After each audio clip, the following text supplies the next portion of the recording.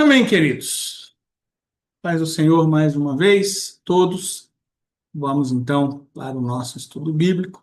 Estamos falando como tema geral de crentes supersticiosos, né, ou superstições cristãs, né? Superstição cristã não existe, né? Então por isso nós optamos por crentes supersticiosos. Hoje, o nosso quinto estudo é a segunda parte do estudo sobre confissão positiva, né? Está aí na sua tela um texto grego, né, gerado por IA, tá? Você não vai achar esse texto no Novo Testamento, mas em que aparece a palavra logos e rema, que rema está escrito com dois etas, né? Esse aqui, esse que parece um N, na verdade é um eta e soa como um E, ok? E o termo rema escreve só com um, ok? Não são com dois, não. Nós vamos ler inicialmente Isaías capítulo 55, versos 8 a 11. Isaías 55, versos 8 a 11. Essa primeira leitura eu a farei, e nas demais nós vamos nos revezando. Isaías 55, de 8 a 11.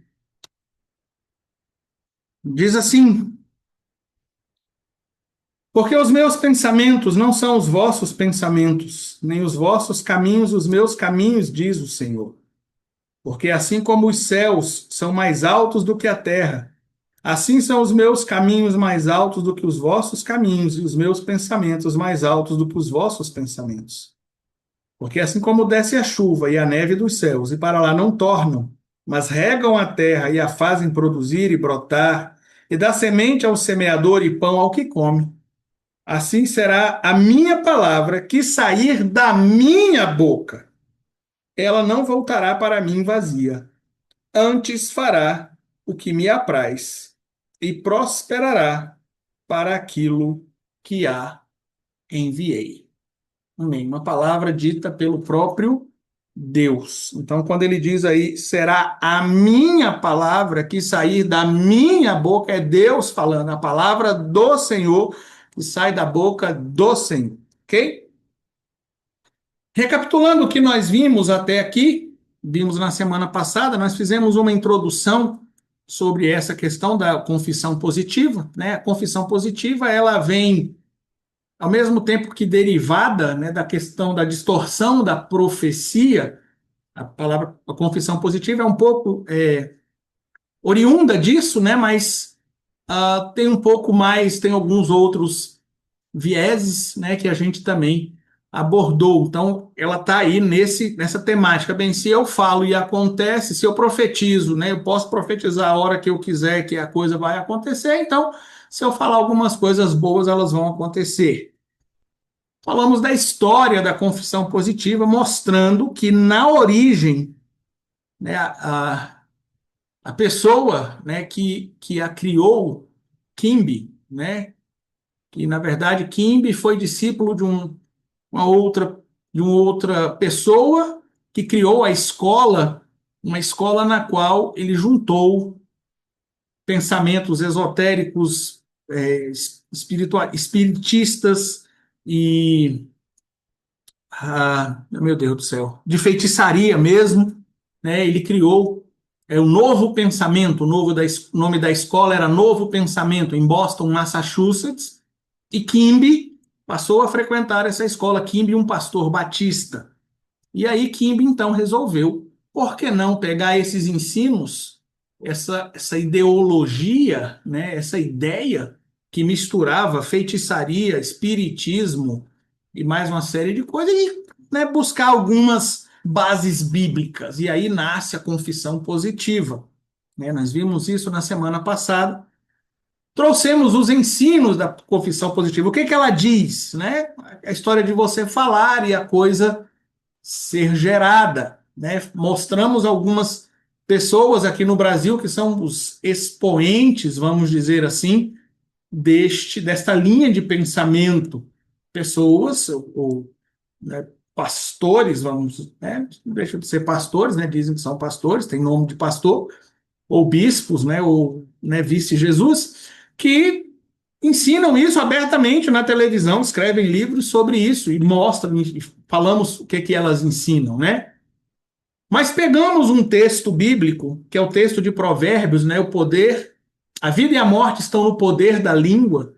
Pegamos esse texto e mostramos o real sentido dele, não tem nada a ver com a minha palavra tem poder. Nós trabalhamos muito em cima disso. Não há poder nas suas palavras. Não há poder nas suas palavras. Isso não é bíblico. O real sentido bíblico nós mostramos na semana passada. As palavras, né? Minha mãe estava me falando, né? Meu pai dizia: as palavras não têm poder, mas elas têm consequências, né? O pastor Diego falou algo parecido com isso, né? Então a vida e a morte estão no poder das palavras, não porque a minha palavra tem poder para gerar vida ou para gerar morte, mas o que eu falo vai causar consequências destruidoras ou animadoras numa pessoa. Então nós trabalhamos isso também e abordamos mais alguns problemas bíblicos dessa fisiologia, né? Eu sei que é filosofia, até eu falo fisiologia, você sabe, para ser sarcástico mesmo, dessa fisiologia de confissão positiva. Isso não é bíblico, querido. Não há poder nas suas palavras. Isso é, literalmente falando, bruxaria. Isso é feitiçaria, ok? Vimos isso na semana passada. Então, hoje, nós vamos abordar outro desdobramento desse pensamento, que é a palavra de fé ou palavra rema, certo? Hoje nós vamos trabalhar em cima disso aqui. Ainda no bojo da profecia e da confissão positiva, então, né, a confissão positiva é meio que derivada da distorção da profecia, e derivada dessas duas situações, você tem ainda, né, um tema destacado que merece atenção individual, atenção especial, né? A palavra rema. Uma doutrina, né, não deixa de ser uma doutrina, só não é bíblica, né? Eu coloquei ali o ponto de interrogação, mas é doutrina, não é bíblica, né? Uma doutrina que foi muito difundida no Brasil, especialmente, né? Então, mas foi muito difundida especialmente por cantores, cantoras e canções de louvor, né? Louvor? Será que é louvor? Uma música que atribui poder a mim, né? Que é o meu milagre, né? É para mim, é para mim, é para mim, é para mim, é para mim. Será que isso é um louvor? Né? E eu é uma outra área também que eu trabalho muito, né? Questiono, ensino sobre nessa questão do louvor, um louvor, né, que vai declarar o que eu vou receber, quão bom eu sou, né? Como diz o evangelista Alfredo, bendito sou, glórias a mim. Será que isso é louvor, né? Mas especialmente aqui no Brasil e especialmente por cantores e cantoras, esse ensino foi difundido, né? E até hoje, e aqui eu não vou tacar pedra na vidraça alheia, não, tá bom? Eu vou tacar pedra na vidraça das Assembleias de Deus. São muitos os pastores de Assembleia de Deus, né, que sobem no púlpito e falam: eu vou liberar a palavra rema. Eu já cansei de receber convite, né, videozinho de convite para o culto em Assembleia de Deus. Né, e venha, porque hoje Deus vai fazer, eu vou liberar a palavra rema para você. Né? É triste, é triste que isso foi difundido, muitos só repetem, como papagaios gospel, sem saber o que estão falando. Ok? Então, esse assunto merece um destaque especial e nós vamos fazer isso hoje. Ok? Então, o que seria esse ensino sobre palavra de fé ou palavra rema? E mais uma vez, queridos, isso aqui eu retirei de sites, de materiais de quem defende, tá bom? Não, não foi coisa que eu ouvi dizer, não, de quem defende. Especialmente daqueles sites das pessoas que tratamos na semana passada, ok? Então, o que que seria? No Novo Testamento, há dois termos gregos diferentes que são traduzidos como palavra e que também teriam sentidos diferentes: logos e rema, aqueles dois que estavam lá na figurinha inicial. São dois termos na Bíblia que são traduzidos como palavra. Isso aí é verdade, certo? Isso é verdade. Então, há dois termos no Novo Testamento com sentidos diferentes, dois termos gregos, que são traduzidos por palavra, logos e rema. Você já ouviu falar muito que logos, né, é o verbo. No princípio ele era o verbo, e o verbo estava com Deus, e o verbo era com Deus, né, ali em João capítulo 1. No grego, é logos. Quando as versões traduzem, eles traduzem por verbo, ok? Então, isso aí é verdade. Até aí estamos bem, ok? Para os adeptos dessa crença, e agora vamos, né, o que é que eles dizem, né? Logos é a palavra de Deus que foi dita uma vez. Deus falou. Lá atrás, Deus falou.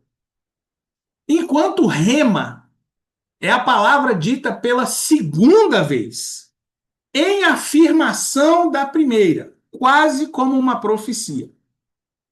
Começa a ficar um pouco esquisito até de entender, né? Eu vou tentar explicar ali para frente. Então, logos é a palavra de Deus dita uma vez. A primeira vez que a palavra de Deus é dita chama-se logos. E rema, isso é para eles, tá? E rema seria a palavra dita pela segunda vez, afirmando a primeira, ok? Assim, para eles, a Bíblia é a palavra de Deus, logos, que ele já falou na história, uma revelação completa. Para eles, logos já está estabelecido. A palavra de Deus já foi dita. Deus já inspirou os seus escritores, eles já escreveram, o logos está completo. Rema seria a palavra dita ou ministrada pela segunda vez, de forma específica e objetiva, ao ou em nosso coração. Então, o rema é quando determinado verso, frase da Bíblia, termo, vem no seu coração, seja, né, ou na sua memória, seja porque Deus trouxe, seja porque a memória trouxe, seja porque alguém falou. Então, quando alguém repete que já está escrito o logos, já é rema, certo? Desta forma, para os que creem nessa teoria, não estou dizendo que está certo, não, ao contrário, mas estou te explicando o que que é. Para os que creem nessa teoria, quando Deus nos fala de maneira específica, o Espírito Santo usará o logos e o transformará em rema, aplicando a nossa situação presente e suprindo nossa necessidade. Então, quando Deus fala ao seu coração, ou o Espírito Santo, ou você mesmo, ou alguém fala aquela palavra logos, né, quando ela é proferida de novo, o Espírito Santo então transforma o logos em rema e ela se torna realidade na sua vida, na sua situação específica. Vou dar um exemplo, né? Você recebe a notícia e olha, é, fulaninho de tal morreu. Acabou de sofrer um acidente, morreu. Se vier no seu coração, quem crê em mim, ainda que esteja morto, viverá. E você falar, pronto, o Espírito Santo transformou o Logos em rema e aquela pessoa ressuscita. Ah, nunca vi ninguém fazer. Pois é, mas a doutrina é essa aí. Né? Quando a palavra é ministrada no seu coração, se você proferir, o Espírito Santo transforma o Logos em rema. E ela vai se cumprir. E aí é que vem o negócio. Então, o cristão precisa declarar, se apossando do Logos, transformando-o em rema, e Deus o fará. Né? Ele é quase forçado a fazer isso, porque é palavra de Deus. Então, se você disse o que Deus falou, como Deus falou, agora Deus está obrigado a fazer. E como eu falei na semana passada, esse verbo declarar, ele é relativamente recente no meio evangélico. Quando eu era menino, você não via. Né? Eu sou assembleano desde que nasci. Você não via nas igrejas usar isso. Declare agora, diga, né? Declare hoje, declare agora, declare. Você não via esse verbo. Ele veio entrando com essa doutrina de confissão positiva. Declare, declare. Então, a palavra rema, né? Declara o que está aí, porque aí, pronto, aí o Espírito Santo vai transformar o Logos em rema e vai se tornar uma realidade. Então, você precisa declarar. É uma confissão positiva. É uma distorção da profecia, porque partiu de mim. Né? Não, mas foi Deus que ministrou o seu coração. Será que foi Deus que ministrou o meu coração? E como eu disse, nós temos memória. Né? As coisas vêm à nossa mente. O Espírito Santo pode falar? Pode, não estou dizendo que ele não fala, eu acredito. Mas nem tudo que vem à nossa mente, né, foi o Espírito Santo que colocou. Então, há um problema. Se eu declarar, se eu me aposto da palavra, do Logos, se eu me aposto dele, o Espírito Santo vai transformá-lo em realidade na minha vida. Não interessa o plano de Deus, não interessa a vontade de Deus, não interessa. Agora ela é realidade na minha vida. Por isso, os adeptos usam e cantam muito expressões como libere uma palavra. Né? Libera uma palavra aí, querido. Eu vou liberar uma palavra para você. E às vezes eu vou liberar uma palavra rema. Você já viu gente falando isso? Né? Declare, como eu falei, declare. Se você declarar, o Espírito Santo vai transformar o Logos em rema. Tetelestai, está consumado. Tetelestai é o termo grego. Se você for na Bíblia grega, vai ter lá, quando Jesus disse, né? Está consumado, ali é tetelestai. Ah, há uma música, né? Há um CD, na verdade, da Batista da Lagoinha, cujo título é esse, Tetelestai. A música Tetelestai não tem esse viés de confissão positiva. Ele tem um outro viés que eu não concordo. Ela tem um outro viés que eu não concordo. Mas o Tetelestai nesta música não está usado, não está sendo usado como palavra rema, ok? Então, deixar claro. Mas os adeptos desse ensino, dessa doutrina, dessa teoria, usam esse termo, porque esse termo é uma consumação. Então, para eles, né, quando você diz, né, não, olha isso aqui, então eu vou fazer, né, em nome do meu nome, né, as pessoas, eles colocam o nome de Jesus, mas eu vou usar, né, em nome do meu nome, eu vou fazer. E aí eles dizem, então, tetelestai, é quase um amém. Amém quer dizer assim seja. Tetelestai, né, não é nem que vai ser, não, já é, está consumado. Então, é um termo também que é usado por essa linha, certo? Deixando claro, mais uma vez, que a canção da Lagoinha, da Batista da Lagoinha, não, não usa nesse sentido. Apesar de que tem um viés naquela música que eu não concordo, mas é outra, isso é outra história. Ok? Mas é um termo usado também nessa linha, certo? E é por isso que eles usam muito, né? Declare, libere uma palavra, né? Se você não liberar a palavra, o Espírito Santo não vai transformar logos em rima. Ok? Entendido, queridos? Como suposta base bíblica, usam os textos de Marcos 11, 21 a 23 e Mateus 18, 18 e 19. Claro que nós vamos ler Marcos 11, 21 a 23. E alguém não entendeu o que seria isso? Marcos 11, 21 a 23, por favor, quem achar, leia. E Pedro, lembrando-se, disse-lhe: Mestre, eis que a figueira que tu amaldiçoaste se secou. E Jesus respondendo disse-lhes: Tende fé em Deus, porque em verdade vos digo que qualquer que disser a este monte, ergue-te e lança-te no mar, e não duvidar em seu coração, mas crê que se fará aquilo que diz, tudo o que disser lhe será feito. Então, eles usam isso, tá vendo? Você disser e crer no seu coração, vai acontecer. Ainda mais agora que o próprio Deus já proferiu. Então, agora, se eu repetir o Logos, que a pastora Lígia acabou de ler, vai se tornar rema. E o o outro texto, Mateus 18, 18, 19, que é um dos textos também, para mim, dos mais distorcidos da Bíblia. Mateus 18, 18 e 19, por favor, quem achar, leia.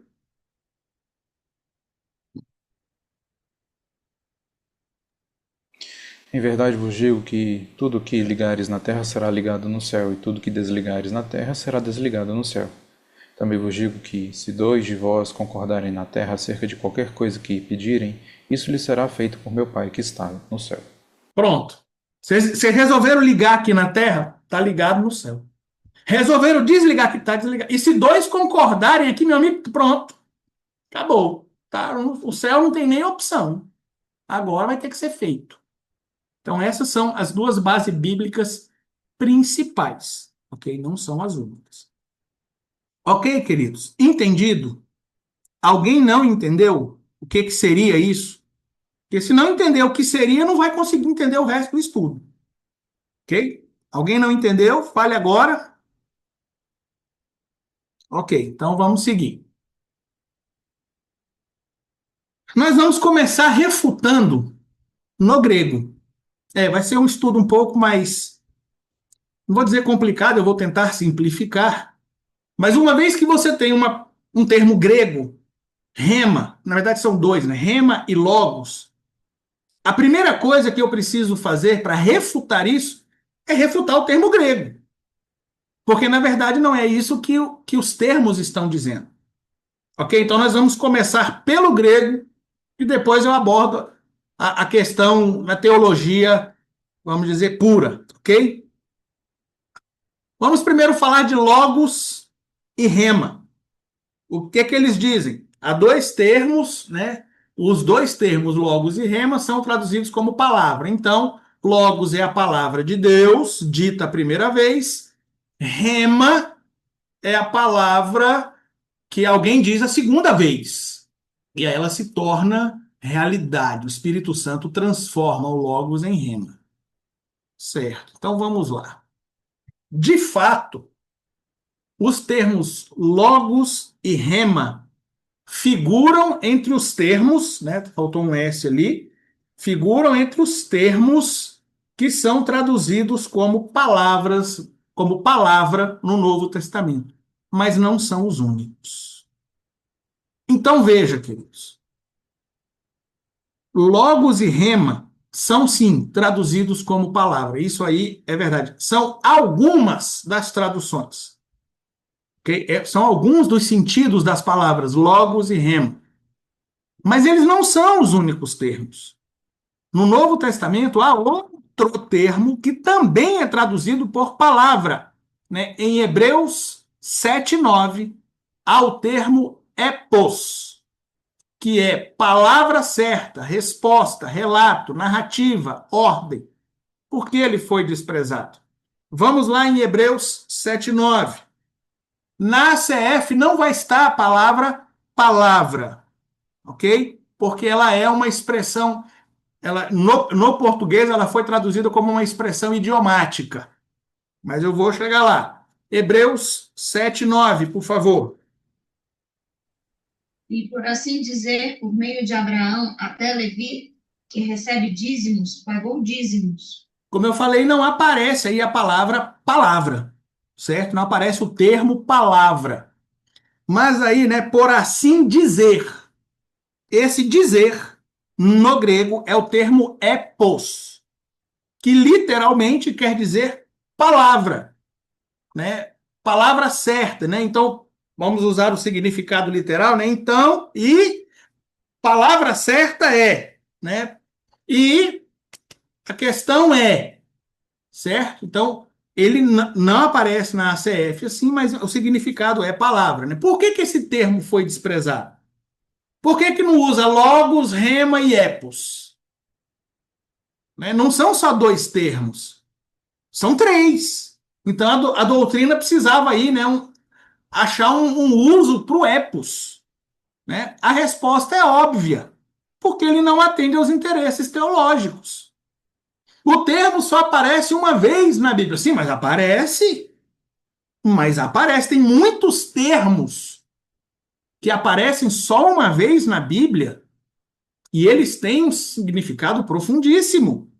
né? Eu estou agarrado num termo desse, estou fazendo um estudo sobre, o último estudo dessa série, que é sobre o dia do Senhor, estou agarrado num termo grego que Lucas usa e que só Lucas usou na história. O termo só aparece uma vez na história, não aparece na literatura clássica grega, não aparece na literatura secular grega do grego koiné, não aparece no grego moderno, só aparece no Evangelho de Lucas. E aí, não, despreza esse texto, esse termo, esquece? Não. Então aqui é a mesma coisa. Vão usar os termos que significam palavra? Então usa os três. Por que que esse não foi usado? Porque ele não, aí você complica a teologia, né? Aí o ensino fica mais complicado, né? E para não dizer que eu estou mentindo, aí está Hebreus 7:9. Veja, epos, quem entende um pouquinho de inglês, a word. Em inglês, a expressão é então, uma palavra para dizer, como aqui aparece, por assim dizer, em inglês é em grego também, né? Uma palavra que precisa ser dita é que, né? Então está aí.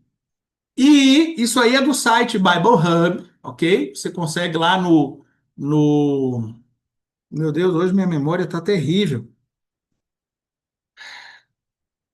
Esqueci o nome. No léxico. No léxico grego, site Bible Hub. Mas eu tenho em casa o Novo Testamento. Na verdade, eu tenho o Velho também, em grego, do Textus Receptus, ok? Novo Testamento em grego do Textus Receptus. Hebreus 7:9, tá? Eu fotografei, você não vai conseguir ler aqui, está aí. Fotografei daqui. Veja, Hebraios, ok? Hebraios 7:9, epos. Vendo aí? Epsilon, pi, ômicron, sigma. Epsilon, pi, ômicron, sigma. Palavra. Por que que esse termo foi desprezado? Ele significa palavra. Mas é porque a teologia com três complica. Então vamos deixar só em duas.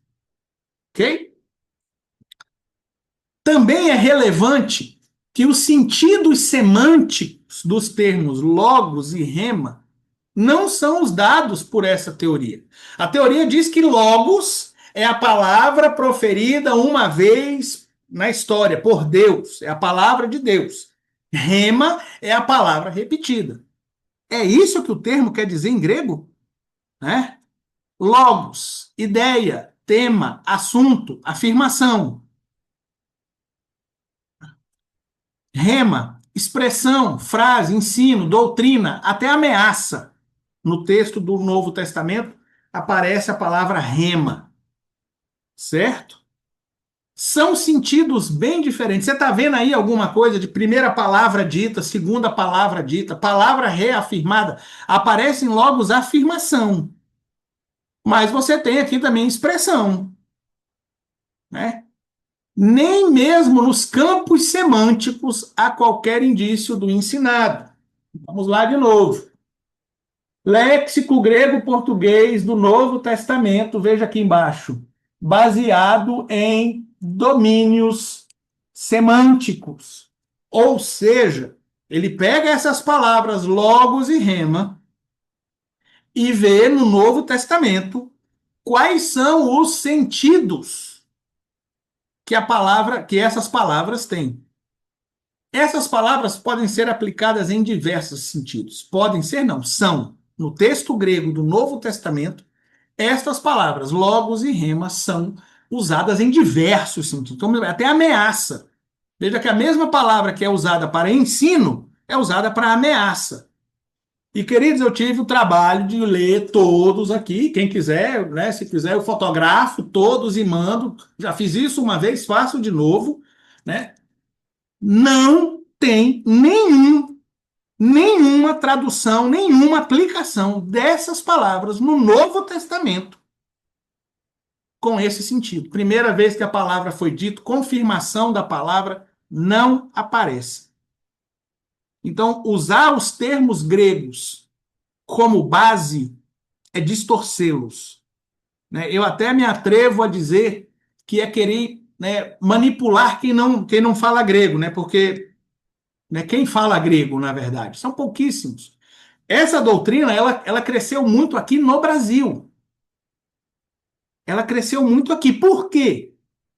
Cresceu aqui muito e ela nasce nos Estados Unidos com o Instituto do Reagan, Instituto REMA, do Kenneth Reagan.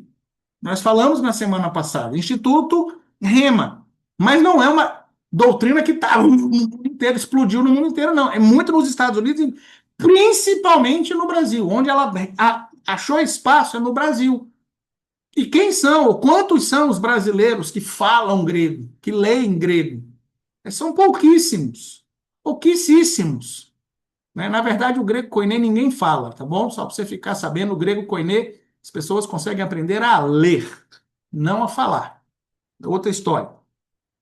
Então você pega dois termos gregos, coloca ali, né? E é isso mesmo, pronto, né? No Brasil a gente tem a feia mania de não ir pesquisar. Como eu disse, ficam uns papagaio gospel repetindo. Vou dar a palavra rema, dar a palavra rema. Não sabe nem o que é isso. Ok? Certo, queridos? E teologicamente também, não há nenhuma base bíblica para este poder das palavras gregas, nem em português. Não, olha só, a palavra não aparece no texto grego, a palavra não aparece assim, né? Com esse sentido. Mas nessa história, o contexto daria a entender que você tem poder. Também não. Não tem nenhuma história, nenhum relato bíblico de Gênesis a Apocalipse, em que apareça isso. Não, Deus falou uma vez, eu falei a segunda e vai se cumprir. Ao contrário, nós lemos na semana passada, o salmista falou uma vez, eu ouvi, né? Deus falou uma vez, duas vezes eu ouvi. Se não me engano é Salmo 69. Uma vez falou Deus, duas vezes eu ouvi que o poder pertence ao Senhor. Então, né, quando fala de palavra repetida, a palavra é a seguinte: você não tem poder não, queridão, quem tem poder é o Senhor. Então, não há nenhuma base teológica, não há nenhuma base semântica para o uso desses dois termos nesse sentido. Não há. Então, vamos descartar o grego disso aí. Ok? Além disso, há um claro e grande conflito de sentidos e interpretação nos sentidos atribuídos aos termos. Eles dizem, antes da gente seguir ali no slide, eles dizem que logos é a palavra de Deus dita uma vez na história. Rema é a palavra que Deus ministra no meu coração, que vem à minha memória, que eu declaro, seja lá o que for. Então a Bíblia é logos, certo? Vamos lá em Efésios 5, 26.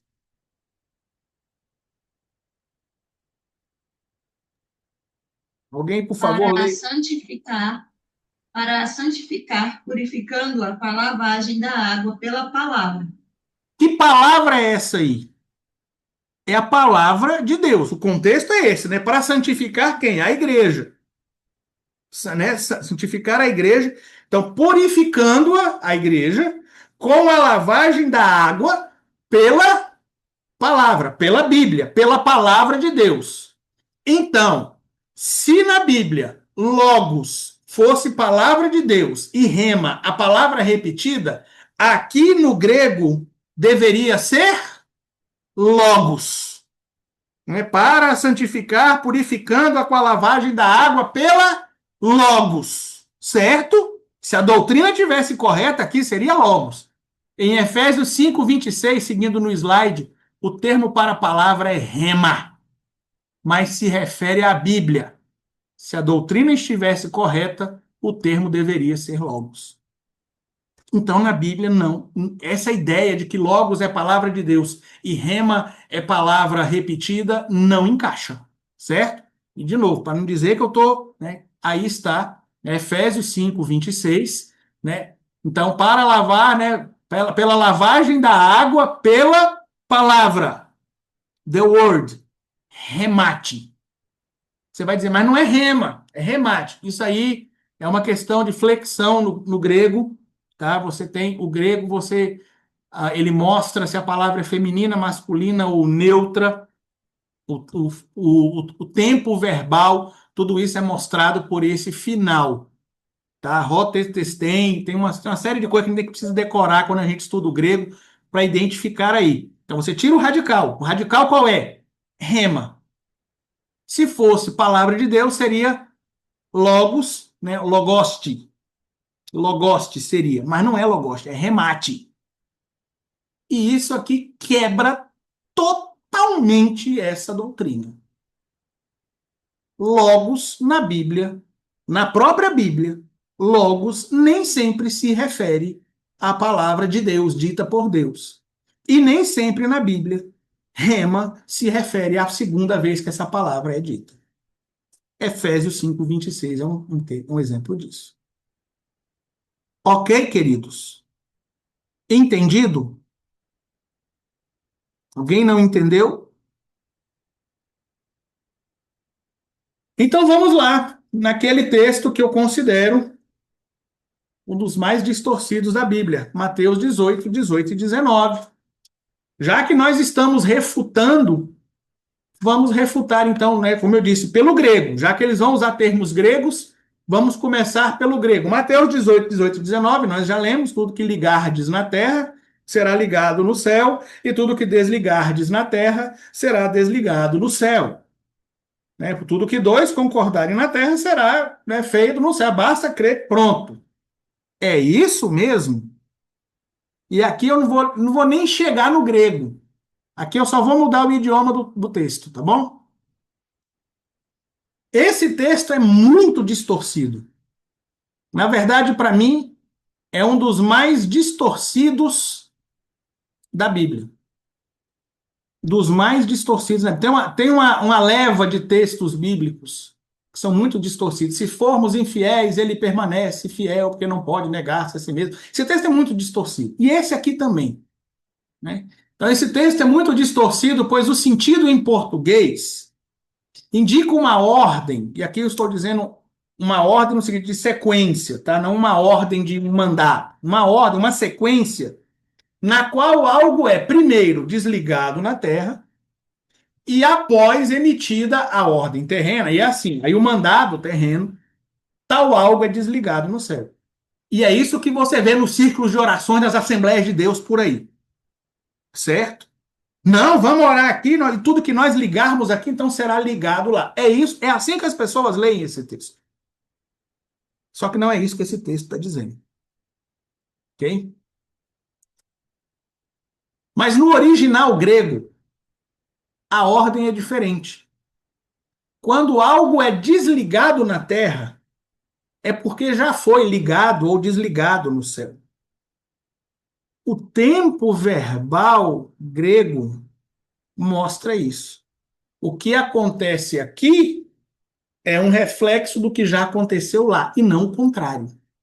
E o contexto também mostra isso, certo?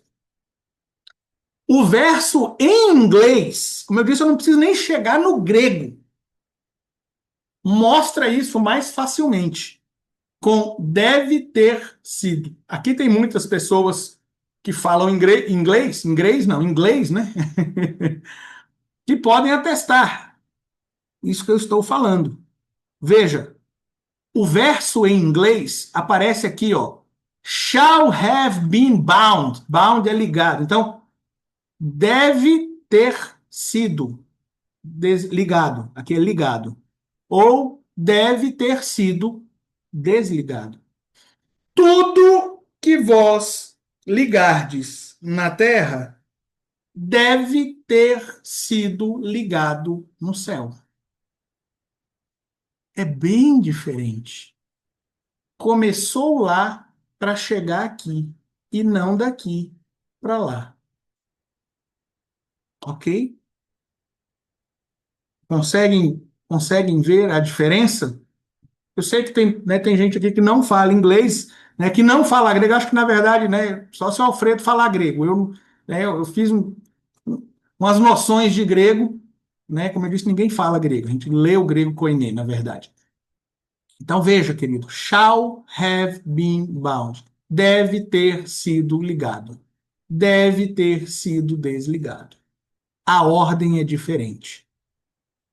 No verso específico, aí sim, vamos lá para o contexto, já que o. Não, pastor, mas eu não falo grego, nunca li a Bíblia em inglês. Então vamos para o contexto. Alguém, por favor, leia Mateus 18, de 15 a 20, por favor. Mateus 18, de 15 a 20.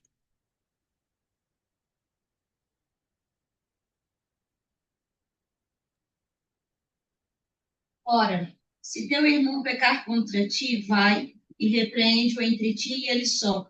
Se te ouvir, ganhaste a teu irmão.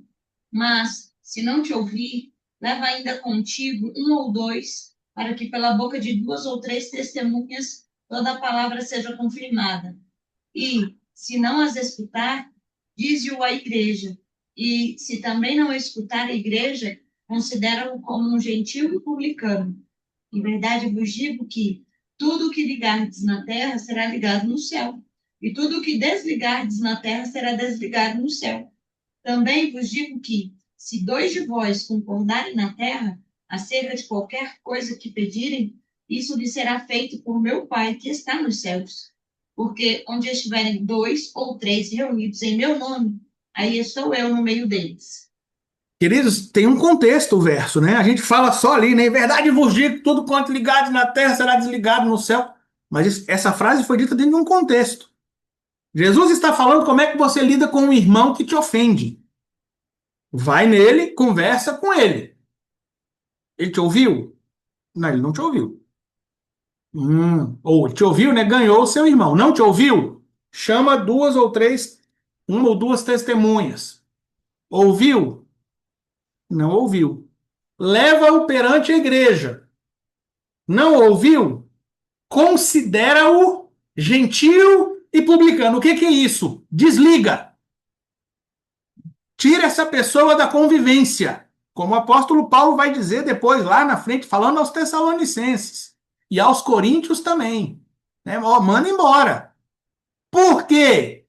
Manda embora porque tudo que desligardes na terra já terá sido desligado no céu. Então, seguindo no slide, no verso específico, o texto quer mostrar que quando o ofensor se recusa a ouvir a exortação do ofendido, das testemunhas e da igreja, ele é desligado instantaneamente. Ele tem o coração duro, é o que a gente fala do pecado contra o Espírito Santo, né? Pecou quando falou do Espírito Santo, não tem perdão nunca mais, vai morrer. Se arrependeu, não adianta, já tá, né? A gente já falou que isso não é bem assim. É a mesma coisa aqui. O que Jesus está dizendo é o seguinte: a pessoa ofende alguém, o ofendido vem e fala, querido, né? Não foi assim não, poxa, né? Reconsidera aí. Não, eu vou, né, me manter obstinado, que a gente falou, né, na última vez, né? O homem dos últimos dias, obstinado, e não se arrepende. Você chama o testemunho e fala, ó, aconteceu assim, assim, assim, e eu vim conversar com ele, e ele não se arrepende, não me arrependo mesmo, né? Obstinado. Você leva a igreja, a pessoa está num pecado, está num processo, está numa falta. Você traz essa pessoa diante da igreja e fala, olha, ele precisa se arrepender, ele precisa mudar de postura, ele precisa perdoar ou pedir perdão. E a pessoa diz, eu não quero. Naquele momento ele recusou qualquer exortação. Ele é desligado, terá sido desligado no céu. Deve ter sido desligado no céu. E aí você desliga na terra. Entendeu? Vamos jogar em Atos 15? Atos 15, aquela discussão, né, igreja, os crentes devem seguir a lei mosaica, né, e tal, não sei o que, não sei o que. Aí Paulo faz o discurso dele, aí os fariseus fazem o discurso dele, não, tem que seguir a lei mosaica mesmo. Aí Pedro levanta e fala: olha, não pode não, vocês sabem que Deus me usou lá para falar na casa de Cornélio. Aí depois levanta Tiago e fala: queridos, né, não pode impor mais encargo nenhum. Amém? Amém. Vamos escrever: pareceu bem ao Espírito Santo. Já tinha sido definido no céu e nós recebemos essa orientação. É a mesma coisa aqui. O desligamento ou ligamento começou lá e nós recebemos a orientação aqui. É isso que Jesus está falando. É isso que o verso está falando. A ordem é: começa lá e a gente reflete aqui. E não começa aqui e é ligado lá, não. Ok? A aplicação geral mostra que os que estão ligados a Cristo têm a sua mente e recebem dele a direção para ratificar algo já ocorrido no céu. Por quê? Porque Cristo está entre eles. Então, quando eles trazem o ofensor, quando a pessoa traz o ofensor perante uma ou duas testemunhas, então veja, vamos contar aqui. O ofensor, o ofendido, perdão, o ofendido, mais uma ou duas testemunhas. Quantas pessoas são? Duas ou três. Onde estiverem dois ou três, aí estou eu no meio deles. Eu já vou dar a direção ali quanto a ligar e desligar o que já aconteceu lá em cima. Faz sentido? Entenderam? Alguém não entendeu, querido? Alguém não entendeu? Então, por favor, nunca mais. Se você falava isso, não, tudo que ligardes na terra será ligado no céu. Não diga essa frase, ok? Não fora de contexto. A gente aqui ratifica o que vem lá de cima, ok? A gente recebe do alto para fazer. A gente, quem? Quem tem a mente de Cristo, né? O que diz 1 Coríntios 2,16, a parte B. Por favor, alguém leia. Texto muito conhecido. 1 Coríntios 2,16, a parte B do verso.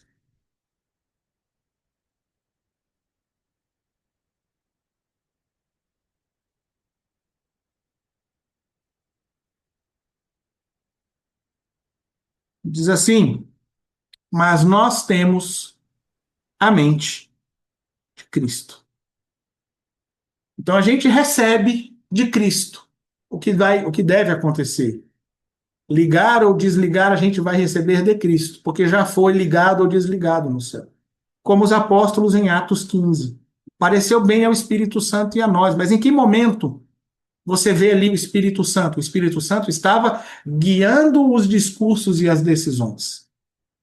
É a mesma coisa aqui. Ok? Então também esse texto grego não vale para atestar, embasar essa doutrina. Sim, pastor Diego? A situação não é somente um erro, né? Na verdade, ele é um ataque direto à soberania de Deus, Uhum. onde tira o governo da igreja do próprio Deus, né?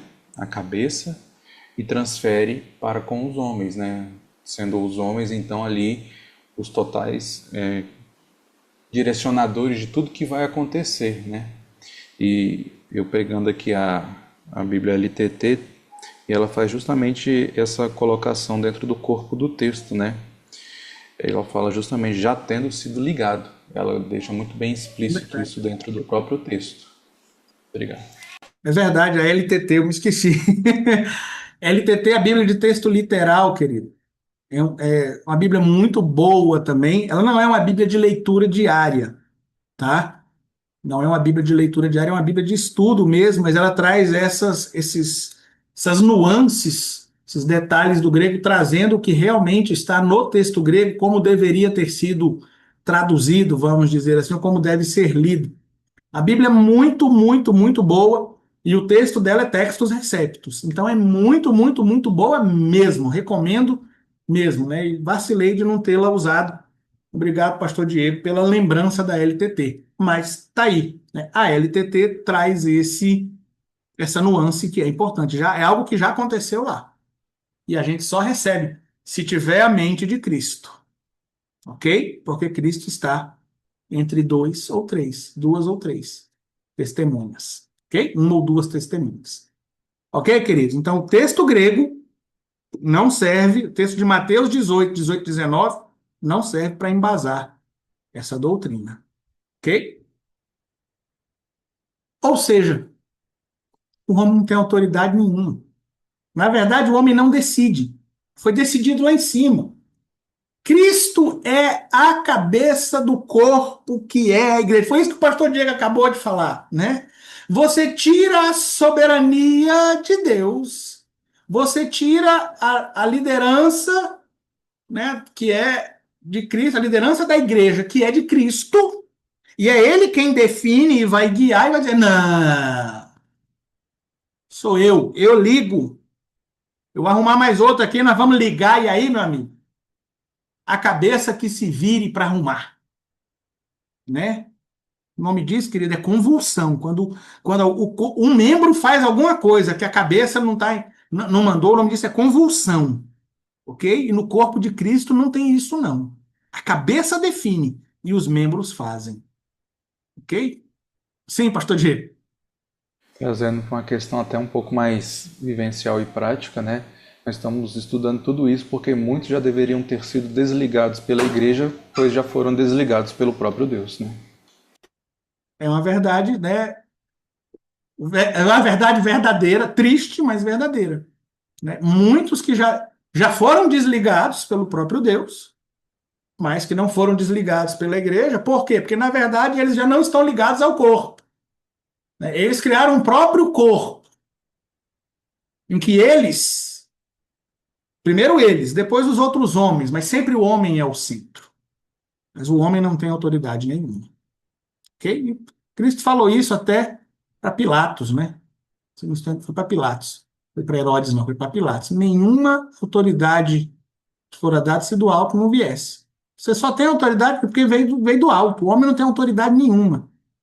Ok? Ok, queridos? Entendido? Então, já que nós já acabamos com essa questão no grego, vamos falar de outros problemas da doutrina agora no português. Você já viu que o grego não, né, isso que eles fazem do logos, rema, não funciona. O que eles fazem com epos, né, e os tempos verbais do grego? Então, o grego não serve. Mas essa doutrina ainda fere a doutrina bíblica genuína em várias outras situações. Talvez o maior problema dessa doutrina é a rejeição da soberania divina, que o pastor Diego acabou de falar, e a atribuição de total soberania e poder irrestrito às palavras humanas. Então, a palavra rema, ela tira a soberania de Deus. Ah, eu vou pegar um texto a meu bel prazer aqui, né, a meu bel prazer, e vou proferir. E agora Deus tem que fazer. É poder irrestrito às palavras humanas. Mas, queridos, Deus não abre mão de sua soberania, mesmo por meio de suas palavras que cumprem, né, tá errado ali, seus propósitos, e não os propósitos humanos para receber recursos físicos e materiais por meio de declaração de fé. Deus não abre mão de sua soberania. Isaías 43:13 é muito conhecido. Agindo eu, quem impedirá? Então, se você falar, proferir o que você quiser, você acha que sua palavra tem poder? Você acha que você pode declarar a palavra rema, liberar a palavra? Você quer, eu vou fazer, eu quero isso. E Deus fala, não vai ser, porque vai ser assim. Agindo Deus, quem impedirá? É a sua palavra que impede Deus de agir? De fazer o que ele quer? É a sua palavra que manda Deus fazer? É a sua palavra que autoriza Deus fazer alguma coisa? Agindo Deus, quem impedirá? Mas vamos em Daniel 4:35.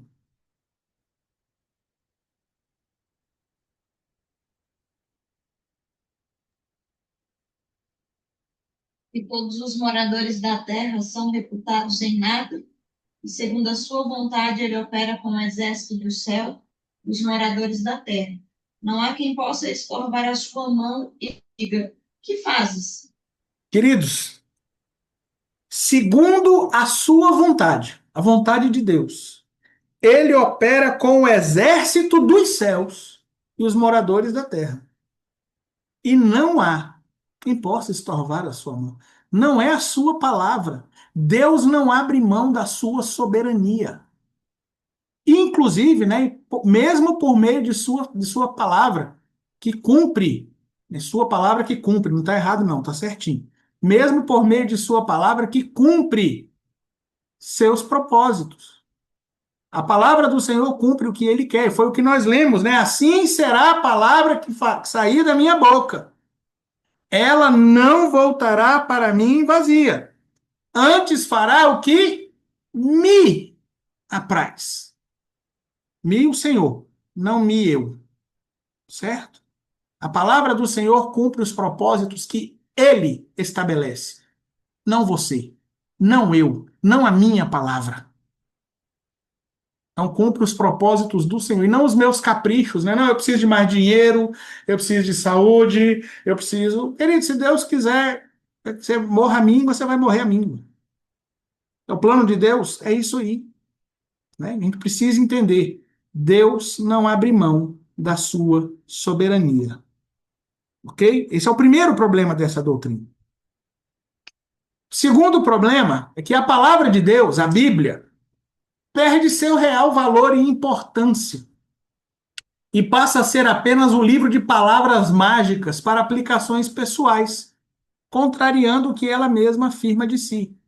Ora, se eu preciso do Logos para liberar o rema, então eu não vou ler a Bíblia para me moldar a ela. Eu não vou ler a Bíblia para ser transformado. Eu vou ler a Bíblia buscando versos, frases, termos que eu possa repetir para que sejam transformadas de logos em rema. Se tornou um livro de palavras mágicas. É feio falar isso da Bíblia, mas é isso que eles estão fazendo. Estão reduzindo a Bíblia a um livro de palavras mágicas. Declare, decrete, né, o que o Logos já falou, que aí ele vira rema na sua vida. Então, vasculhe aí.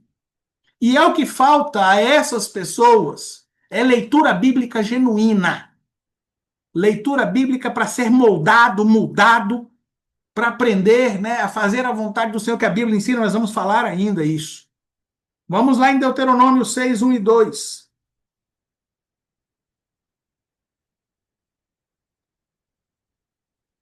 Estes, pois, são os mandamentos, os estatutos e os juízos que mandou o Senhor vosso Deus para ensinar-vos, para que os cumprisseis na terra a que passais a possuir, para que temas ao Senhor teu Deus e guardes todos os seus estatutos e mandamentos, que eu te ordeno, tu e teu filho e o filho de teu filho, todos os dias da tua vida, e que teus dias sejam prolongados.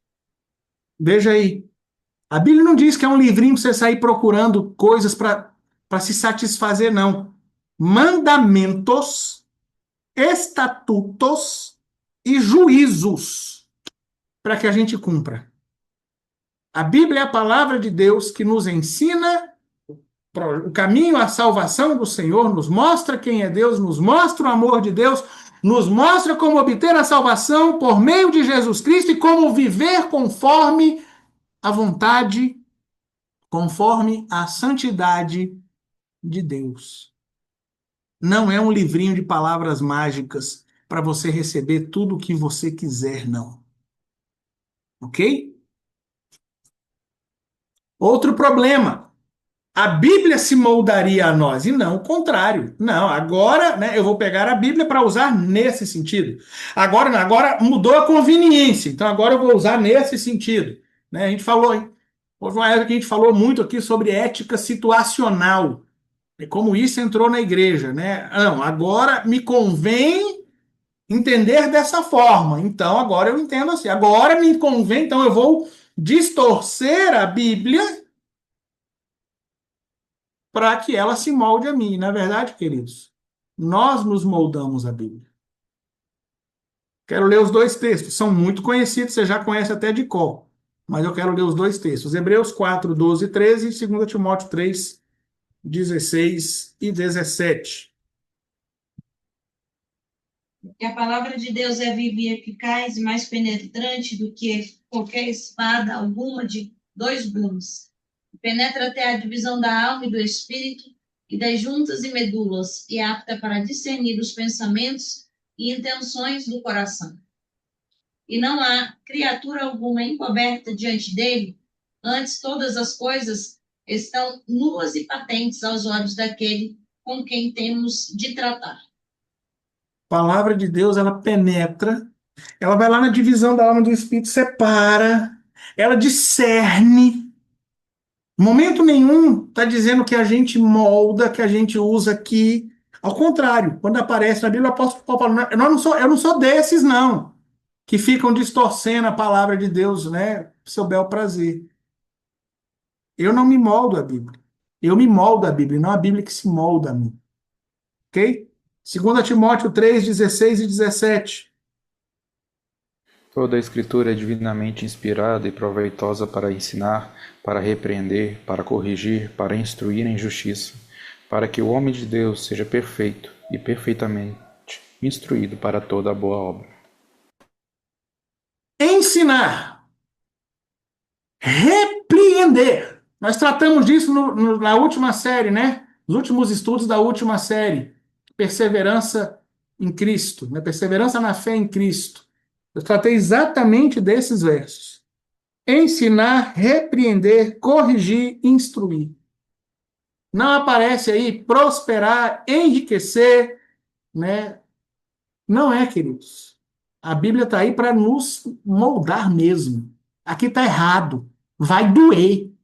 Né? Eu costumo dizer, meu pai dizia que a Bíblia não é comparada a travesseiro, pena, é martelo, é espada, é porque dói. Meu pai gostava muito, já contei disso aqui, né? De uma pregação em que ao final do culto, a irmã foi falar com o pastor e falou: Pastor, achei sua palavra hoje muito dura.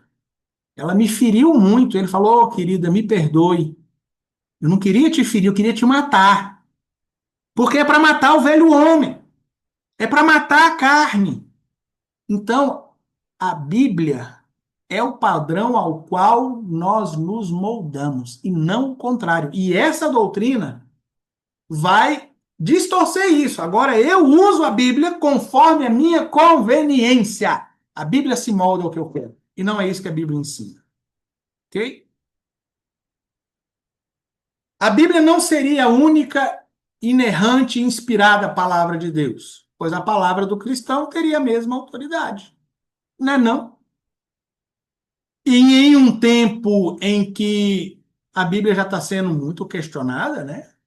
Nós temos versões, a gente trata muito disso aqui, de versões que distorcem a Bíblia, que estão tirando até, já falamos aqui, tiraram até o sangue de Jesus da Bíblia. Tiveram a petulância de tirar o sangue de Jesus da Bíblia.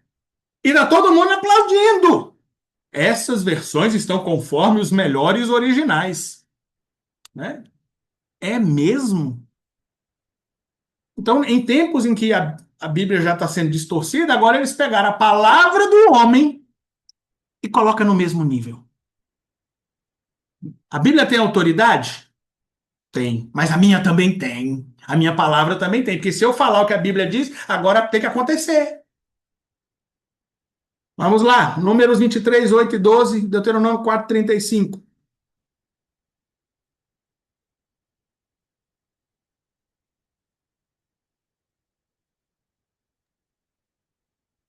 Como amaldiçoarei o que Deus não amaldiçoa? E como denunciarei quando o Senhor não denuncia? 12. E ele respondeu e disse: Porventura, não terei cuidado de falar o que o Senhor pôs na minha boca? Esse verso de Números 23, 8, nós vamos usar muito nos próximos 4 estudos, que vamos falar de o abençoar e o amaldiçoar, né? A maldição, né? Nós temos esse poder mesmo, não adianta, querido, eu abençoar, eu amaldiçoar, eu falar alguma coisa, se Deus não falou o contrário, a minha palavra não tem nenhuma autoridade. A minha palavra não tem nenhuma autoridade, não há poder nas suas palavras. Se você abençoar e Deus não abençoou, ó. Se você amaldiçoar e Deus não amaldiçoou, ó. Então a sua palavra não tem a mesma autoridade que a palavra de Deus. Deuteronômio 4:35.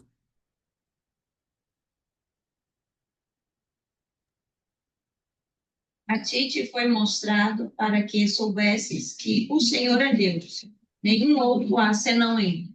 Nenhum outro há senão ele. A sua palavra não tem a mesma autoridade que a palavra de Deus. E aí eu volto no que a gente falou semana passada, né? Falando de confissão positiva, né? Se nós fomos criados à imagem e semelhança de Deus e Deus criou o mundo com a sua palavra, logo a minha palavra tem poder. Só há um Deus. Só o Senhor é Deus. Não há nenhum outro. Fui criado à imagem e semelhança de Deus, mas eu não tenho os mesmos poderes, as mesmas autoridades que Deus tem, certo? Esse é um problema dessa doutrina. Minha palavra tem a mesma autoridade que a palavra de Deus. Nunca.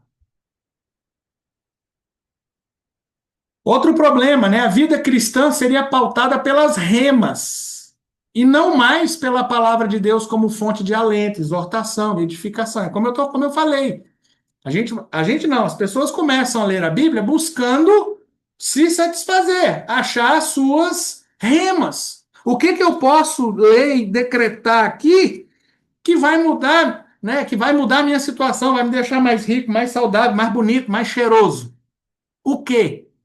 Então, a vida cristã agora, ela perde o referencial. O referencial não é mais agradar a Deus, não é mais buscar a palavra de Deus como exortação, como edificação. Agora eu sou pautado por caixinhas de promessa. Uhum, é. Hoje não tem mais, né? Hoje não se vende isso, né? Caiu em desuso. Hoje a gente usa mais palavras remas e bibliomancia, né? Hoje usam-se recursos mais sofisticados, né? Mas é um problema dessa doutrina. A gente não pauta mais a Bíblia, a gente não pauta mais a vida cristã, perdão, a gente não pauta mais a vida cristã pela Bíblia como fonte de ensino, como fonte de exortação, de edificação. E sim como palavrinhas mágicas. Nós já lemos Hebreus 4, 12, 13, né? A palavra de Deus é viva e eficaz. Nós já lemos 2 Timóteo 3, 16, 17, toda a palavra é inspirada, né? Então vamos em Jeremias 15, 16. Também gosto muito desse texto. Tem pastor, Sim, e uns jargões novos que assim me deixa maluca. Você tem que ativar o Espírito Santo em você, sabe, coisas assim, tipo, é, é, você tem que ativar a tecnológicas. palavra profética. É como se engajar, você tem que fazer engajamento na igreja. É cada termo novo que, sei lá, só Jesus. é, termos tecnológicos, né? Termo tecnológico muito bom. Jeremias 15, 16. Fechando-se as tuas palavras, logo as comi. E a tua palavra foi para mim o gozo e a alegria do meu coração. Porque pelo teu nome sou chamado, ó Senhor Deus dos exércitos. Achando-se as tuas palavras, logo as comi. Comi. E ela foi o gozo e a alegria do meu coração. As tuas palavras me consolam, me exortam, me ensinam, me corrigem, me alegram, né? A palavra do Senhor é muito mais, né? É indizivelmente mais do que simplesmente fonte de promessinhas materialistas, ok? Outro problema, são emitidas ordens a Deus. Tem noção do que é isso, querido? Pois quando o cristão repete com fé qualquer promessa bíblica, sempre e convenientemente aplicando a sua necessidade pessoal, a exigência de Deus realizá-la. Ou seja, eu coloco Deus no canto. Eu falei, eu declarei, eu liberei a palavra rema, eu ativei, né? O Bruno falou aí, eu já vi esse termo mesmo, ative, né? Eu ativei o Espírito Santo, né? Que inclusive é o dínamo, né? O Espírito Santo é dínamo, é dinâmico, eu preciso ativar o Espírito Santo. Então eu ativei, agora Deus, agora ele tem que fazer. Romanos 9, 20 e 21.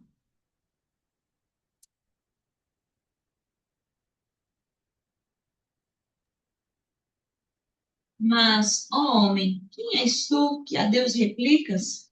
Porventura a coisa formada dirá ao que a formou, por que me fizeste assim?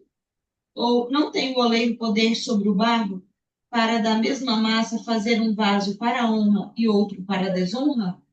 Querido, quem somos nós? Quem somos nós para replicar ao Senhor, para perguntar? A gente pergunta, a gente é turrão, né? Muitas vezes a gente questiona Deus, por que que o Senhor está fazendo isso? Né? Tá errado, tá errado. Ele conhece a nossa estrutura, sabe que somos pó, né? Deus, aí no sentido verdadeiro, Deus entende, mas a gente não pode abusar também, né? Cuidado com a murmuração. Mas, queridos, a gente achar que a gente pode dar ordens a Deus, colocar Deus no canto e dizer, eu falei, agora o Senhor vai ter que cumprir. É a mesma questão lá da profecia. Agora que eu profetizei, o Senhor tem que fazer. Agora que eu liberei a palavra rema, que é a tua palavra, inclusive, o Senhor vai ter que colocar isso em prática. É assim. Quem somos nós? Quem és tu, ó homem, que a Deus replicas?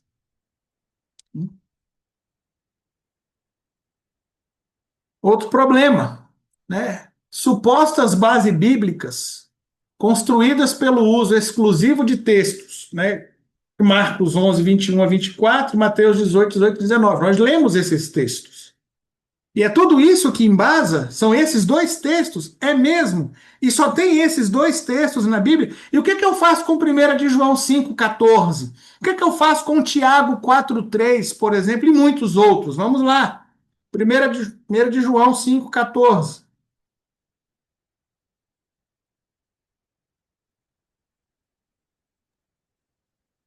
E esta é a confiança que temos nele, que se pedirmos alguma coisa segundo a sua vontade, ele nos ouve. Encaixa isso na palavra rema. Encaixa isso. Onde é que fica esse texto nessa doutrina? Se pedirmos alguma coisa, se pedirmos, não diz se declararmos, se ordenarmos, se decretarmos, não, se pedirmos alguma coisa, segundo a sua vontade, ele nos ouve. É se ele quiser, se tiver nos planos dele. E aí, como é que fica o se ligardes e desligardes conforme essa doutrina à luz desse verso? Não tem jeito. Tiago 4,3.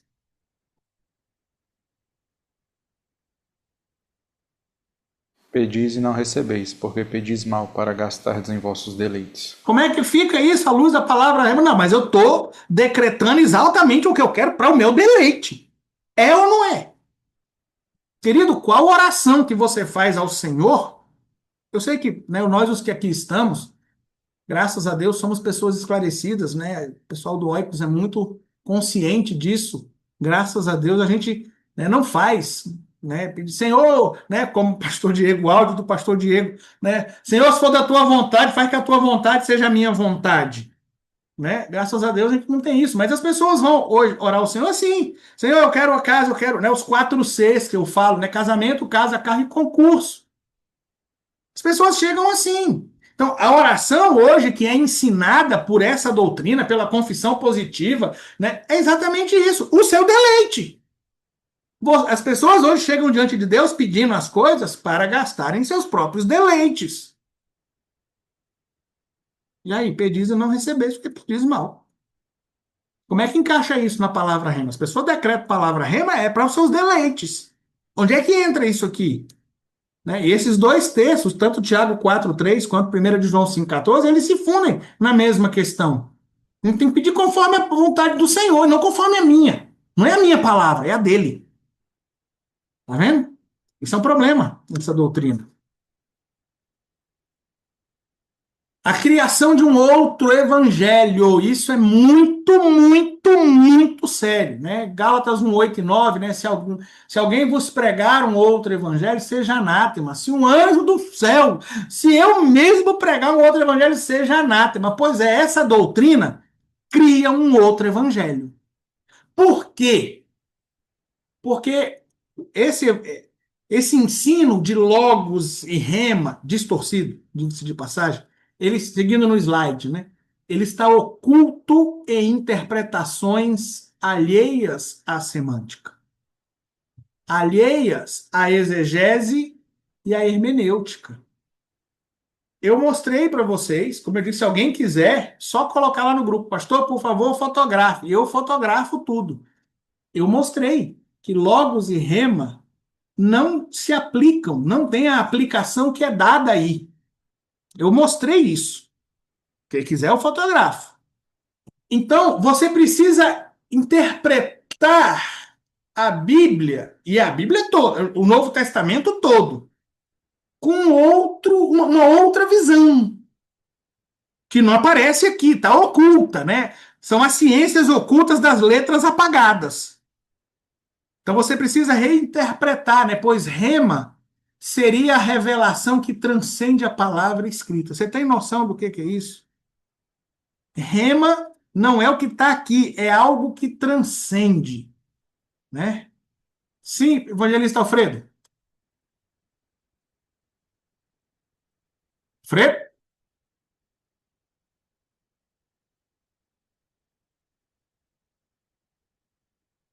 Deu algum problema lá? Então, veja, né? Então rema seria a revelação que transcende a palavra escrita. E isso, vamos lá, Alfredo, pode ir. Eu tava falando aqui pro nada, né? Que eu esqueci de ativar o microfone. Perdão. Paz, pastor. Marcelo. Então, eu tava lembrando aqui de uma citação do livro do Carson, do Spurgeon, que fala o seguinte, do Spurgeon, fala o seguinte, todo cristão, ele é um teólogo, e isso é um negócio, todo mundo tem uma percepção de teologia, mas a questão não é nem se a pessoa ele é um profissional, né? Ele é uma pessoa que vai ser aquele teólogo, né? Muito estudado ou de pouco estudo, de pouco conhecimento. A questão é que ele fala se você é um bom ou mau teólogo, né? Porque o que você vai fazer com essa formação, né? Porque isso tudo a gente percebe, são pessoas que às vezes têm um interesse ali por trás, né? Para trazer tudo isso aí. Aí ele até mesmo fala a respeito de que, assim, nos dias de hoje, ele até usa a expressão chamada cristão sensual. E eu acho muito interessante isso. Ele fala assim que hoje em dia é o cristão que vive baseado nos sentimentos. Então, assim, o que ele sente vai ser a compreensão da palavra. Então, se eles, aquilo ali. Então, por exemplo, esse texto mesmo, quando eu estou falando aí do Logos, né, do Rema, muitas vezes essas questões da palavra no grego mesmo, muitas vezes vai ser simplesmente está usando o sinônimo. E aí não tem nada assim oculto lá, né, assim, que a pessoa vai encontrar uma palavra que ela vai ser o segredo, né, como fosse o alquimista tentando encontrar ali o segredo para poder Fórmula do ouro. produzir o ouro, né? Então, às vezes simplesmente é sinônimo. Sinônimo, e aí, é igual a gente usa no português, você vai redigir uma redação, né? E aí, às vezes você não quer repetir a mesma palavra, você usa sinônimos, né? E aí, tanto é que, naquele texto de Efésios, o senhor falou lá, tá rima, e lá tá a palavra, né? Então, assim, da escritura, você vai pegar, e isso, assim, é uma coisa clara que aí, o que que acontece? Aí tem outra citação também do Spurgeon, que vai falar assim, nossa, que essa um dia até eu gravei ela, que fala assim, queremos progresso no nosso conhecimento e crescimento em nosso entendimento, mas temos de ser cuidadosos para não sermos seduzidos à tentação de aparecer com algo novo, apenas para sermos originais. Então, às vezes a pessoa, ele cai nessa tentação, né? Nossa, eu vou inventar um negócio aqui, algo É, novo, e agora ele olha como ele é original, né? E às vezes ele tá pregando heresia, sendo original na heresia dele, muito original, mas herético. Porque às vezes é é, muito mais difícil pregar o que é o correto ali, né? E aplicar corretamente, é mais fácil inventar uma pataquada ali, né? E aí isso vai te levando para para rebanhar a besteira que o pessoal quer, a facilidade de resolver o problema, em vez de às vezes, assim, Ensinar aquela o questão de correto. jejuar e orar. Então, é isso, estava lembrando aqui. É o. Hoje minha memória está horrível. Alguém uma vez me disse, falando de uma pessoa, dois pastores estavam conversando e um tinha essas linhas assim, bem. Né, ficava criando essas coisas escalafobéticas. E o outro pastor chegou nele e falou: Rapaz, você não sabe que isso está errado, rapaz. Isso não é assim, não. A Bíblia não ensina isso, não. Para com isso. E aí o outro pastor falou: Não, eu sei, mas o povo quer novidade. Né? Realmente nós chegamos num tempo, já tem alguns anos isso, né? Que a simplicidade que há em Cristo, como diz a palavra de Deus, se tornou maçante para as pessoas. As pessoas querem novidade. Hoje eu conversava com uma pessoa sobre isso. As pessoas querem novidade. O- os caminhos antigos, as veredas antigas, se tornaram maçantes. Então as pessoas vão procurar interpretações novas, novidades, né? Coisas que, vamos dizer, embelezamentos para até para aparecer, para se mostrar, olha como eu sou, né? Eu sempre, né? O evangelista Alfredo está aqui, eu posso citar a frase que eu ouvi dizendo, é bendito sou, glórias a mim, né? Olha como eu sei, né? Então, eu descobri aqui um negócio que ninguém mais achou. Cuidado, né? Então, criaram isso, né? A palavra rema, ela transcende a palavra escrita. Que novidade! Não é novidade. Primeira coisa é que isso não é novidade. E segunda coisa é que quando apareceu, foi problema. E essa também é. Né? Vamos lá em 1 Coríntios 3:11.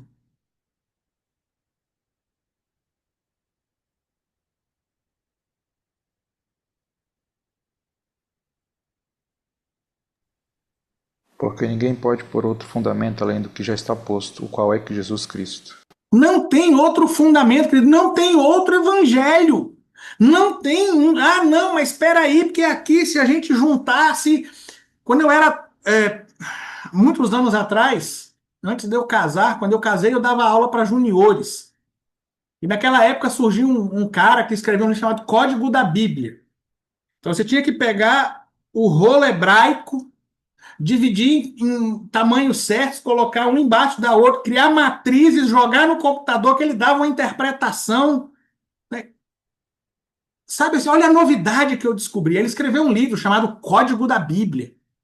Michael Drosnin, eu lembro disso até hoje, eu tive que ler esse raio desse livro, tive que estudar esse trem para ensinar para os juniores que não era assim. Mas virou uma febre. Né? Então são as novidades. Não existe outro evangelho, ninguém pode pôr outro fundamento. Sim, evangelista Alfredo. Eu lembro disso aí também. Eu lembro desse negócio do código da Bíblia. Esse negócio explodiu, o pessoal falava disso. E ele usava ainda para poder meio que fazer como se fosse um horóscopo, né? Meio que É, assim, tipo assim, fazer uma consulta ali. O que vai acontecer com fulano? Apareceu o nome do fulano e tal. Quem vai fazer isso? Virou mesmo assim, parecendo foi uma o, cartomancia. foi o Eu trem, lembro disso. rapaz. O computador estava, vamos dizer, em auge, né? Tinha acabado de. O PC, né? O personal computer, tinha acabado de explodir. Então estava todo mundo assim, uau, o computador. Não, então agora vocês vão saber o que, que o computador faz. O computador lê a Bíblia em matrizes matemáticas. Tá louco, né? E aí li o futuro, o passado, né? O cara chegou a defender, isso está escrito no livro dele. Ele chegou a defender que quando ali a Bíblia diz que Deus escreveu as tábuas da lei com, né, tábuas escritas com o dedo de Deus, quando você jogava aquilo na matriz, saía dizendo, foram impressas no computador. Está no livro dele. Não, onde é que está na Bíblia? Não, não é na Bíblia. É uma coisa, né? É uma revelação que transcende a Escritura. É um novo evangelho. Ninguém pode pôr outro fundamento. 1 Coríntios 4:6b, por favor.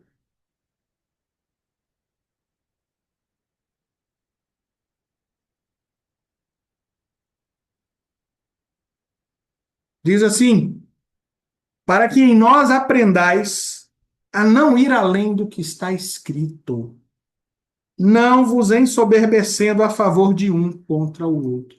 Querido, não vá além do que está escrito. Logos e rema não têm esse sentido. Não há nenhum relato bíblico que embase isso.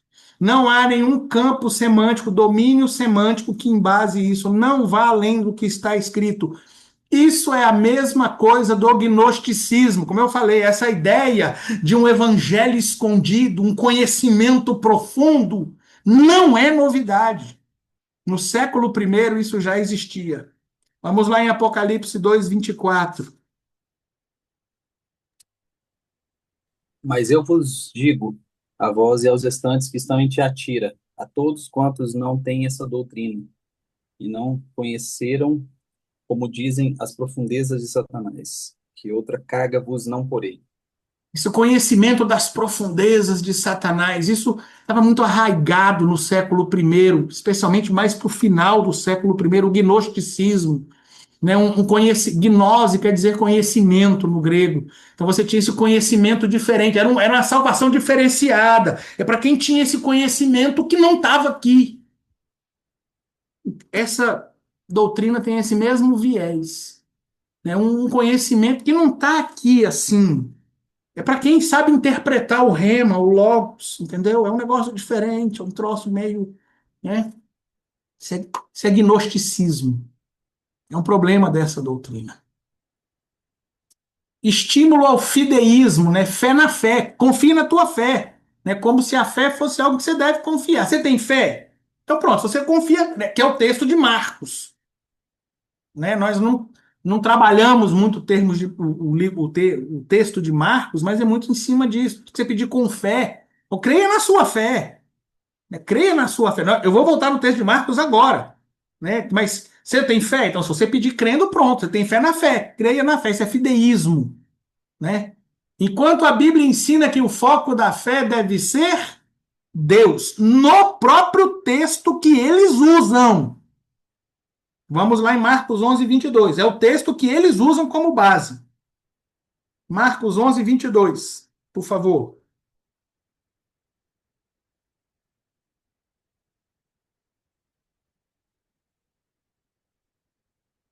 Diz assim: E Jesus respondendo disse-lhes: Tende fé em Deus. Não tenha fé na sua fé. Tende fé em Deus. E aí eu, né, podia repetir aqui o que falei naquela série Perseverando na Fé em Cristo, né, naqueles 3 estudos. O termo pistes. Pistes é confiar, pistes é ser fiel, né? Por isso que nós falamos lá de que Gálatas 5:22, né? Algumas versões trazem que o fruto do Espírito é fidelidade. Então você tem confiança, né? Entrega ao Senhor. Confie em Deus, se entregue ao Senhor. É isso que é ter fé. Seja fiel ao Senhor, tenha fidelidade ao Senhor, ao que Ele tem para fazer a tua vontade. Eu quero de ti mais poder. Eu creio em ti. Eu confio em ti. Não na minha fé, né? Então, o foco deve ser Deus. O foco da fé deve ser Deus. Que ela não necessita de sinais visíveis. Segundo aos Coríntios 5:7 é um texto importantíssimo, é de escrever na testa. Andamos por fé e não por vista. O foco da minha fé é Deus. Eu confio em Deus, independente do que eu estou vendo.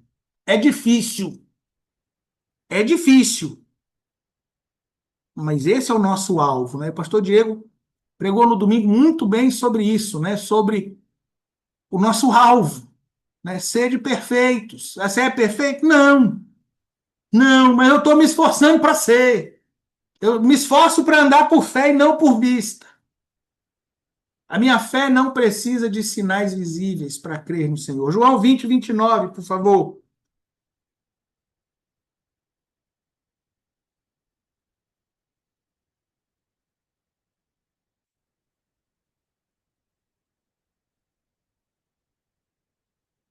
Diz assim, Disse-lhe pode ler, por favor. disse-lhe Jesus: Por que me viste, Tomé, creste? Bem-aventurados que não viram e creram. Bem-aventurados que não viram. A minha fé não precisa, não pode precisar de sinais visíveis. A minha fé depende da vontade de Deus. Nós já lemos esse texto. Se pedirmos alguma coisa segundo a sua vontade, ele nos ouve. É isso que a Bíblia ensina. O foco da fé é Deus. A fé não pode precisar de sinais visíveis. E a fé depende, né, no sentido de eu me submeto à vontade de Deus. Essa doutrina muda esse foco para o homem que passa a confiar em sua própria fé. Se a coisa der errado é porque eu não tive fé. Mas se eu tiver fé, que a minha fé funciona, vai acontecer. E o que Deus quer? Não interessa. A minha fé funciona, eu confio na minha fé. Né? Então muda o foco para o homem passa a confiar na sua própria fé, né? Suposto poder de suas palavras. Contrariando Jeremias 17:5. Vamos lá em Jeremias 17:5.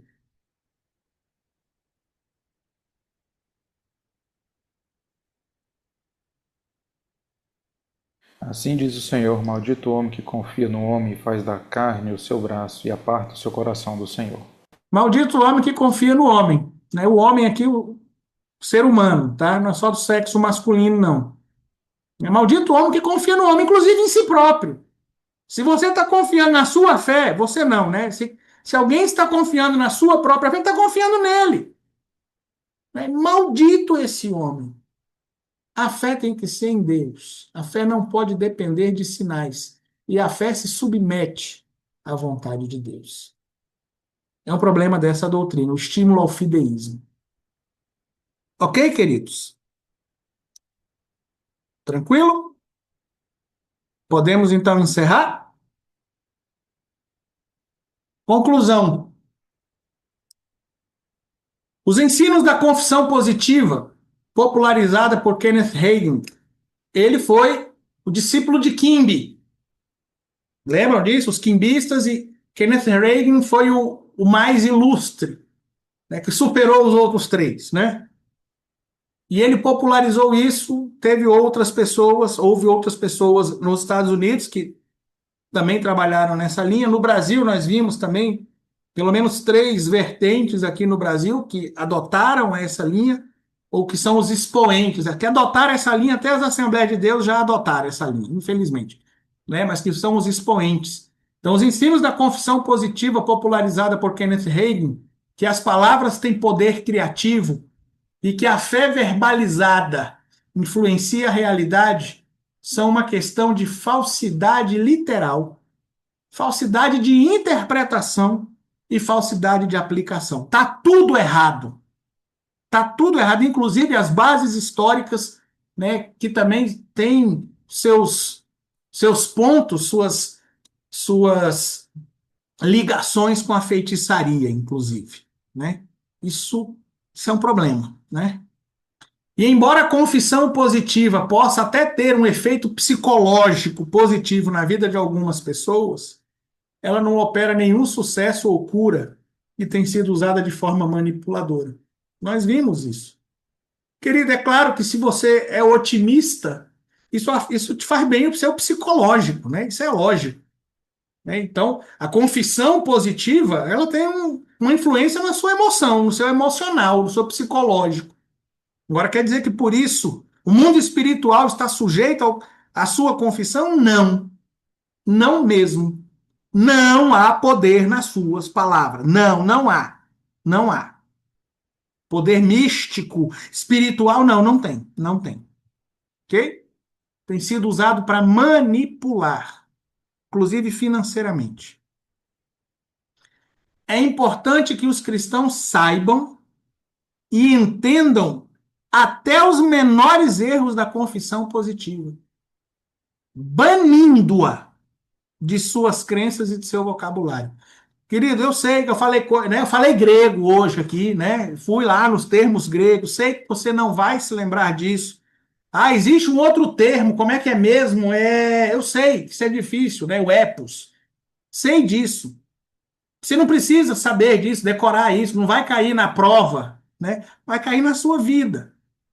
Você da agora para frente vai dizer isso só se você realmente quiser ignorar.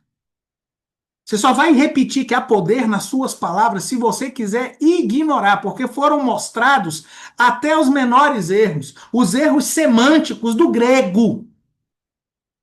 Mostrei a interpretação bíblica do texto de Provérbios.